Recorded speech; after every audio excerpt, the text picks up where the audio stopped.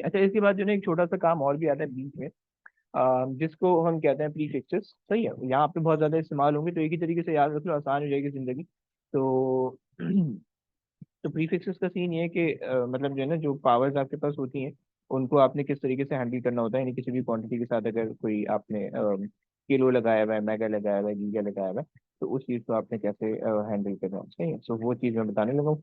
छोटी सी चीज़ है, उस पर थोड़ा सा टाइम वेस्ट करते हैं, फिर आगे चलते हैं।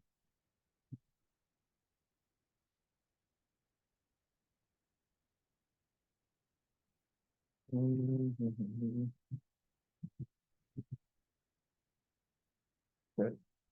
सही है, तो हमारे पास आ गया, ये कहानी है प्रीफिक्सेस की। सही है, तो यहाँ पे हमने लिख दिए इनके नाम।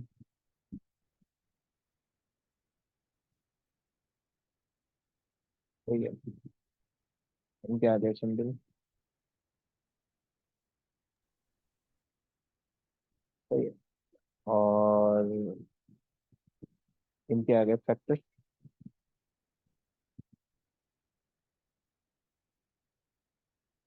बस ये तीन चीजें होंगी। सही है, सो अब सबसे पहले जो हम स्टार्ट करते हैं वो हम स्टार्ट करते हैं बिल्कुल ना पीको से। सर, जी बोलिए। आप ये लेक्चर रिकॉर्ड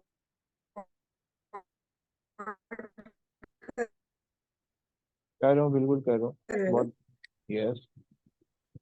आपका नेट मुझे बहुत खराब लग रहा है, शायद मेरी आवाज़ आपको नहीं आ रही होगी, है ना।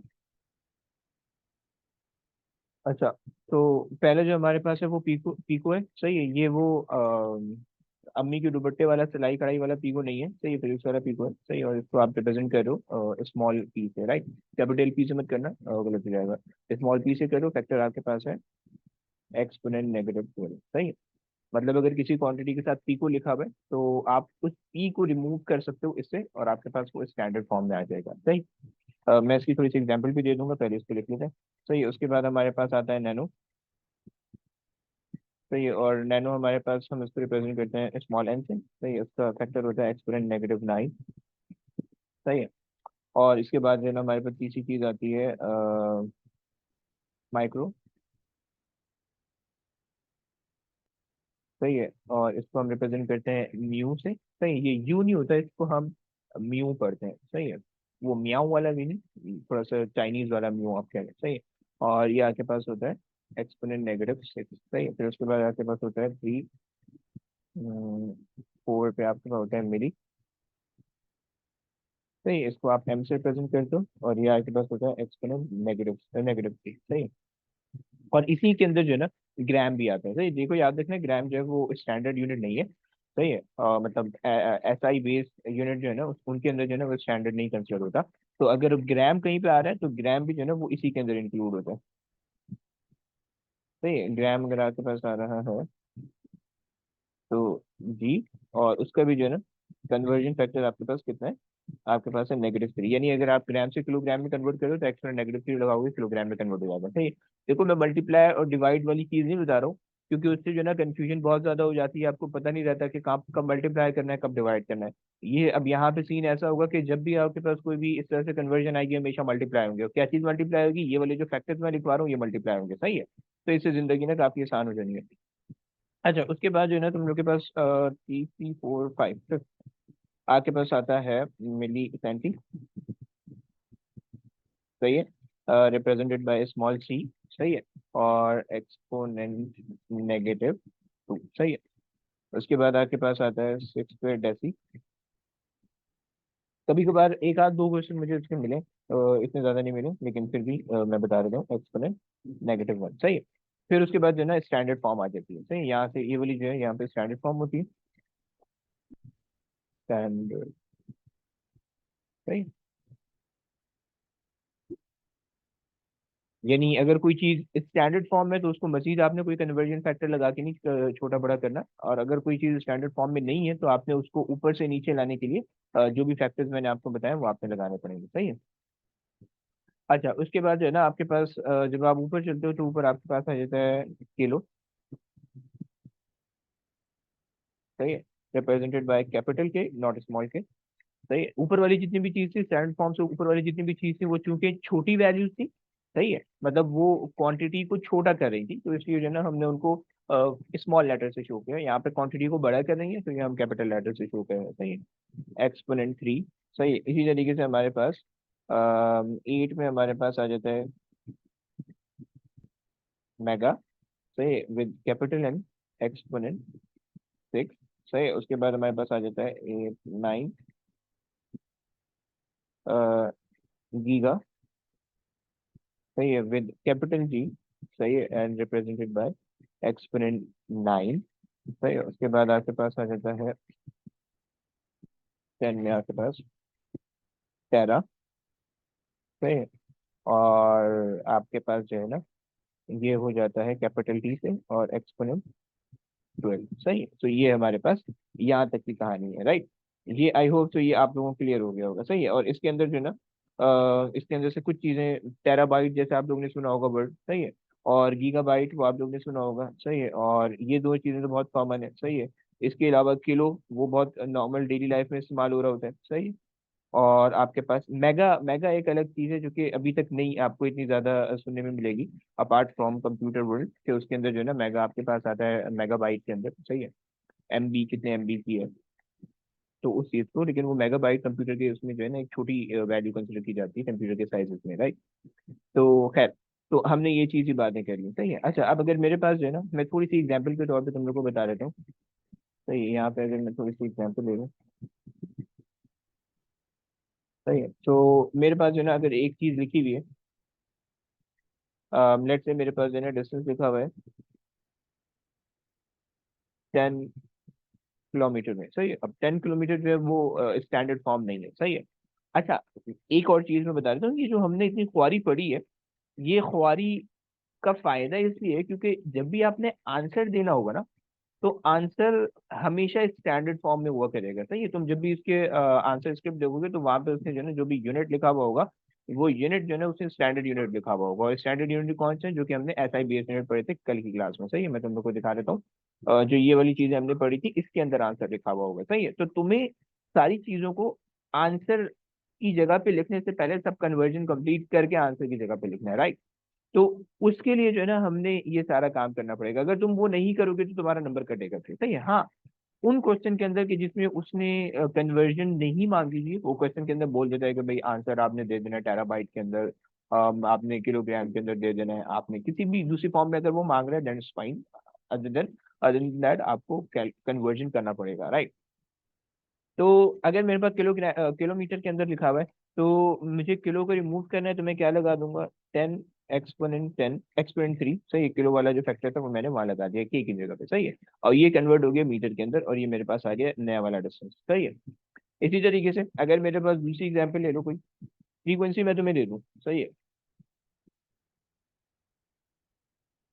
फ्रीक्वेंसी मैंने तुम्हें लिख दिया है कि लेट्स से फ्रीक्वेंसी मेरे पास आ रही है 1.4 एक्सपोनेंट 14 हर्ट्ज, सही है। मैं तुमसे बोल रहा हूँ कि इसको जो है ना टेराबाइट के टेरा हर्ट्ज के अंदर कन्वर्ट कर दो, सही है। तो देखो, इसके लिए जो है ना तुम लोगों के पास अगर कैलकुलेटर है, तो कैलकुलेटर से तुम जो है ना हेल्प ले सकते हो। अगर तुम कैलकुलेटर में जाओ अपने पास, अगर सब अपना कैलकुलेटर अपने पास रख लो प्लीज, मैं जो है ना जरा कैलकुलेटर से ये बात बता देता हूँ कि जब भी तुमने कैलकुलेटर को यूज करना है ना, तो उसके अंदर जो है ना एक बटन होगा लेटर 8 के ऊपर, सही है, ENG करके, इधर थोड़ा सा साइड में होगा, ENG के अंदर, सही है। तो वो बटन जो है ना तुम्हारा अब काफी हेल्पफुल होने वाला है, सही है। तो अगर तुम जैसे कैलकुलेटर के अंदर ये वाली चीज लिखो, सही है, 1.4 एक्सपोनेंट 14, सही है। तो ये तो वो तुम्हें जब इक्वल टू दबाओगे कन्वर्ट करके देगा एक्सपोनेंट 12 के अंदर, सही है। और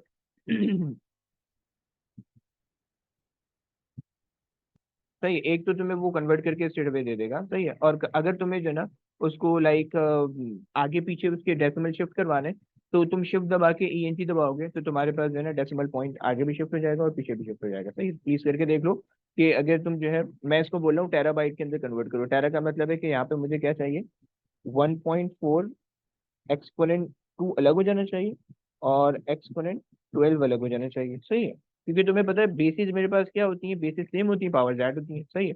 तो मैंने दोनों को अलग कर दिया, सही है। अच्छा, अब जो है ये वाली जो पूरी चीज है, ये वाली जो पूरी चीज है, ये पूरी चीज तो कन्वर्ट आप इसको लिख दोगे टेरा के अंदर, सही है, तो आपने इसको रिमूव कर दिया, टेरा आ गया यहाँ पे, सही है। और ये वाली जो पूरी चीज है आप इसको मल्टीप्लाई कर दो, सही है। और 1.4 को जब 100 से मल्टीप्लाई करोगे you'll गेट 140, सही है। सो 140 टेरा हर्ट्ज। मुझे बताओ कितने बच्चों को समझ में आया? सबसे पहले तो बताएगी मरियम और अहमद, तुम लोग बताओ तुम्हें समझ में आया तुम दोनों को? जी सर। ओए होए है। और अमन आपको भी आ गया? जी सर। ओके, बेहतरीन हो गया। बाकी बच्चे बताओ, राबिया, अहमद आपको भी आ गया? जी सर। चलो गुड हो गया, सही है। अच्छा चलो, मेरे पास जो है, अब मैं तुम्हें कोई और एग्जांपल के तौर पे, चलो मैं क्वेश्चन एक दे देता हूँ, सही है, मेरे पास आ रही है ना। लेट से तुम्हें मैं दे देता हूँ क्वेश्चन, सही है। और डिस्टेंस मैंने दे दिया 1000 मेगा मीटर में, सही है। और मैंने तुम्हें जो है ना टाइम दे दिया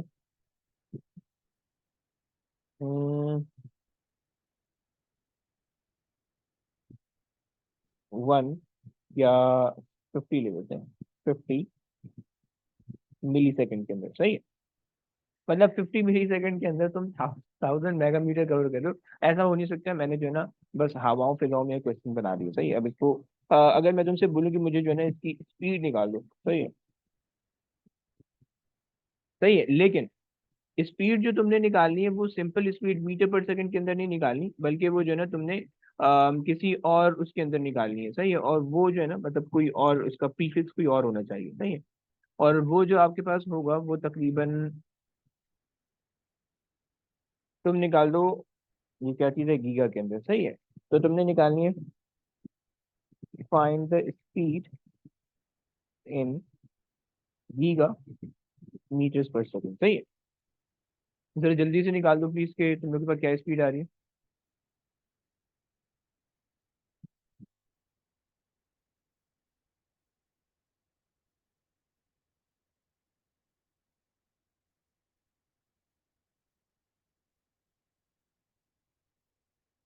यस, कुछ आई?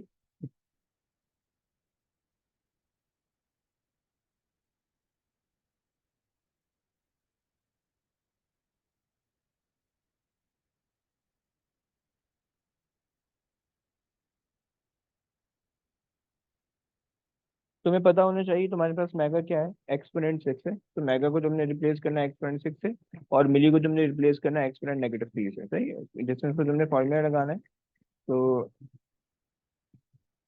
डिस्टेंस डिवाइडेड बाय टाइम तुमने करना है, सही। डिस्टेंस तुम्हारे पास आ रहा है 1000 एक्सपोनेंट 6 डिवाइडेड बाय 50 एक्सपोनेंट 3, -3, सही है। तो जब तुम सॉल्व करोगे तुम्हारे पास बन जाएगा, ये -3 ऊपर जाएगा, सो -9 बन जाना चाहिए, नेगेटिव नहीं, +9 बन जाएगा। और आपके पास अम, बाकी यहाँ पे क्या वैल्यू आएगी? 1/2 1/2.5। यस, कोई कर रहा है? कोई बताओ प्लीज, कोई कर रहा है?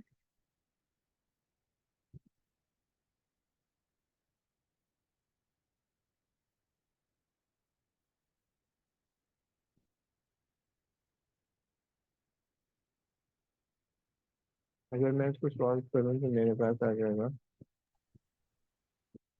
2. क्या बोल रही हो, कौन बोल रहा है, प्लीज दोबारा बोलो, आवाज नहीं आई। 2. 2, ओके। तो ये 2 है और पावर क्या आ रही है, 10 आ रही है या 9 आ रही है? 50 एक्सपोनेंट -3, तो मेरे पास जो आंसर आ रहा है वो मेरे पास आ रहा है 2.0 एक्सपोनेंट 10 आ रहा है, ओके। तो इसका मतलब है कि आपके पास 2 एक्सपोनेंट 10 आ रहा है, सही है। तो अगर आपने ईएनजी दबाया होगा तो आपके पास जो है ना डायरेक्ट 20 एक्सपोनेंट 9 आ जाएगा, सही है। तो आप उससे वो कर सकते हो, सही है क्या? समझ में आ गया? तो अगर आ गया तो आई होप सो कि आगे चलते हैं फिर। यहाँ तक जो हमारे पास कहानी थी वो हमारे पास जो है प्रीफिक्सेस की कहानी थी, सही है। अच्छा, अब इसके बाद हमारे पास जो है ना दूसरी चीज हमारे पास आ रही है, वो हमारे पास है स्केलर वेक्टर, सही है।